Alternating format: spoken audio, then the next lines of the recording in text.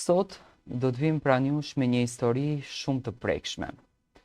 Është rrëfimi një djalit nga Kosova i cili me lot në sy ka përzgjedhur që të shkruaj historinë e jetës së tij.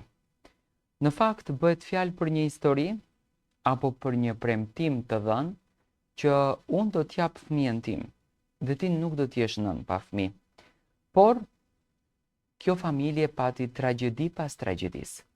Dhe fati i këtij djalit mbeti krejtësisht ndryshe nga ajo siç imagjinoheshte. Ky është rrëfimi i një djalit nga Kosova. Kështu ka përzgjedhur ta shkruan. Një histori që nisi shumë para se ai të lindte dhe që do të shënonte jetën e tij për gjithmonë. Në një fshat të thjeshtë të Kosovës, një familje e vogël jetonte mes lumturisë dhe sfidave të përditshme. Nëna e këtij djali ishte vajza e tretë e familjes.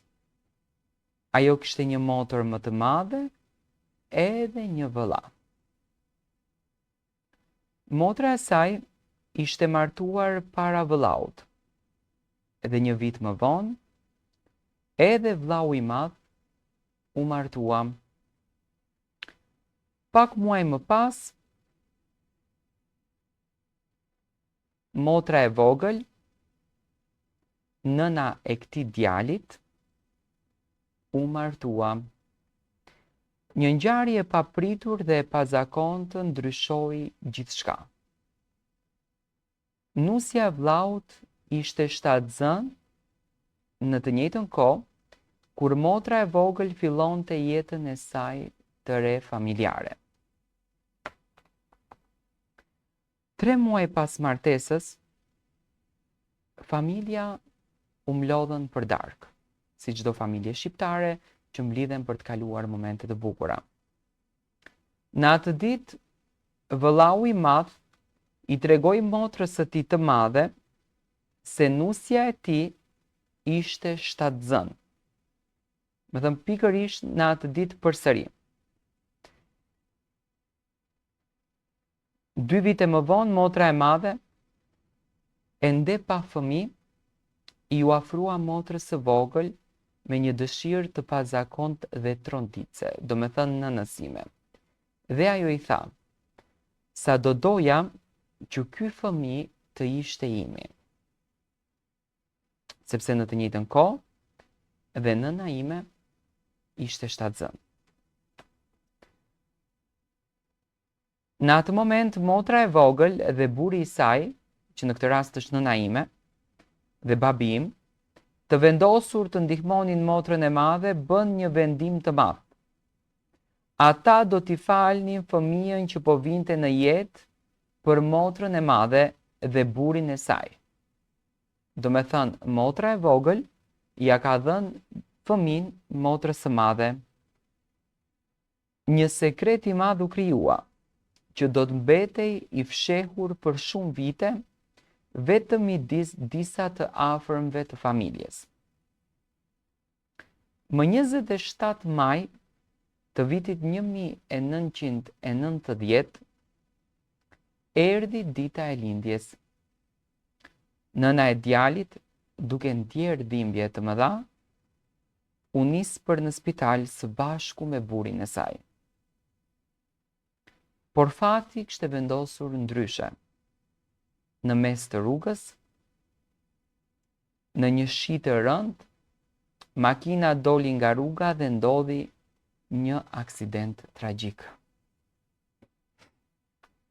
Baba i djalit vdiq në vend, ndërsa nëna e tij u dërgua në spital në gjendje kritike. Mjekët punuan pa pushim për të shpëtuar jetën e foshnjës. Fëmia u lind me operacion, por kjo kushtoi jetën e nënës së tij. Një tragjedi e trefishtë. Prindët ikën nga kjo botë dhe fëmia mbeti jetim që në lindje. Pas 2 muajsh, xhaxhai i djalit E mori djalin dhe e riti si të tij. Por këtu filloi edhe një tjetër dramë. Tezja e djalit dhe burri i saj i treguan migjes së tij se fëmia ishte në të vërtetë i tyre dhe kërkuan që të mbante premtimin që ja kishin dhënë. Kështu që djali mbeti me tezen dhe xhaxhait i u ndalua që ta vizitonte djalin. Sekreti që ishte krijuar për të mbrojtur fëmijën tani po shkaktonte ndarje dhe tension mes familjeve. 7 vjet më vonë, djali tashmë i rritur pak, takoi rastësisht djalin e xhaxhait të tij. Pas një bisede të gjatë edhe shumë të ndjerë, ai zbuloi të vërtetën e madhe se kush ishin prindërit e tij dhe se si aksidenti tragjik kishte ndarë fatin e tij. Ishte një moment i hidhur, një tronditje e madhe për zemrën e tij të vogël. Pas këtij zbulimi, konfliktet mes familjeve shpërthyen. Marrëdhëniet u prishën dhe djali mbeti i vetëm në mes të një historie komplekse dhe të dhimbshme. Kur ai mbushi 20 vjeç, vendosi të largohej nga shtëpia. Zemërimi, zhgënjimi dhe ndjenja e tradhtisë e shtyn larg duke kërkuar paqe për veten e tij. Por jeta nuk kishte përfunduar me largimin. Tragjeditë vazhduan. Tezja e tij vdiqi nga kanceri, burri i saj u zhduk, daja i tij vdiqi nga Covidi, ndërsa gruaja e dajës mori djalin dhe u kthye tek familja e saj.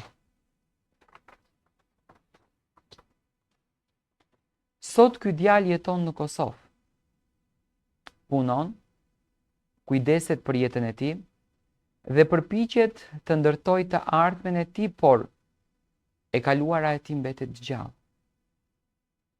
Një histori e mbushur me dashuri, me humbje, sekrete dhe tradhti, që tregon se si fatkeqësitë dhe vendimet e vështira mund të ndikojnë mbi jetën e një personi për dekada. Kjo është një histori e trishtuar, një rrëfim që tregon se dashuria dhe sakrifica shpesh mund të shkojnë paralel me trishtimin dhe misteret familjare. Një histori që tregon se jeta ndonjëherë nuk na jep atë që duam, por atë që kemi nevojë për të mësuar forcën edhe durimin tonë.